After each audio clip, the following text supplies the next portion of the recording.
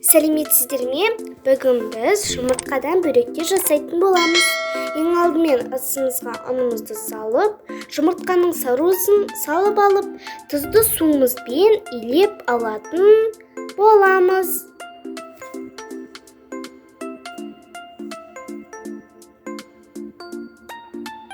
Қамырымыз қатты болып қалмауы қажет. Неке илеп алдық, енді қайта илеп алатын боламыз.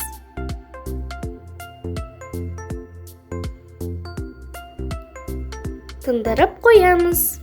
Салмасына 4 жұмыртқа, тұз, бұрыш, жай ғана пиязымызды салып, араластырып аламыз.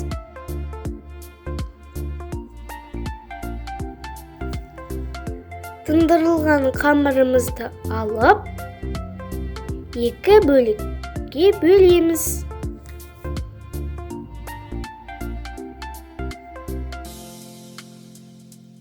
Мінекей, біздің қамырымыз осындай жұмсақ болып шықты.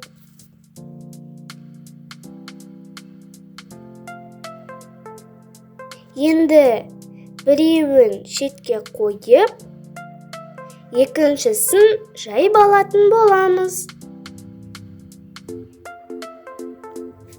Осылай оқтаудың көмегімен жаятын боламыз.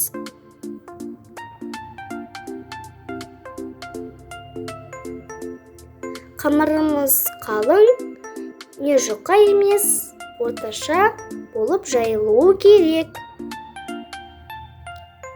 Оны сеуіп, екі шетінен қолымызбен жақсылап жаямыз. Бірақ екі шетін қатты баспаңыздар.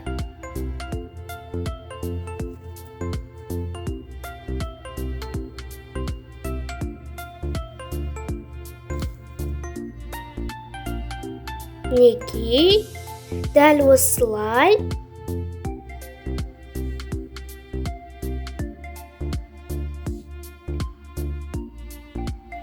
Енді осындай формада, яғни дөңгелек формада кесіп алатын боламыз.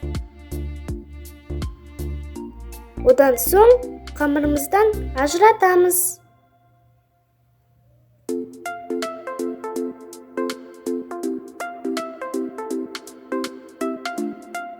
Мінекей, ажыратып алдық.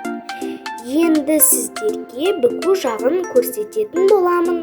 Ең алдымен қамырымызды алып, астыңғы жақтарын бөгесіздер де үстіңгі жақтан кішкене қана қалдырып, сол шетке біздің салмамызды құятын боламыз.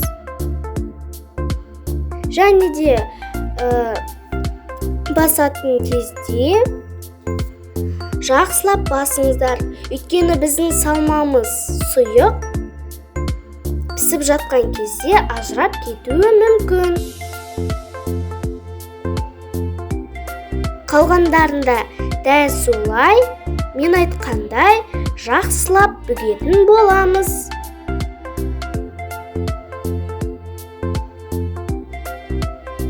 Мінекей,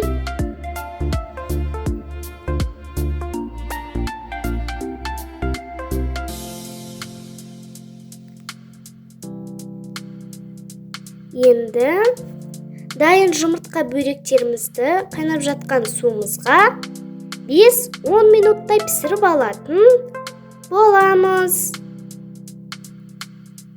Одан соң сүзгішпен сүзіп, ыдысымызға салып алатын боламыз. Мінекей, біздің жұмыртқа бөректеріміз дайын. Сәніне қарай аз көп біз қаймақ қойдық. Ал енді сәніне қарай өздеріңіз білесіздер. Аз болсын.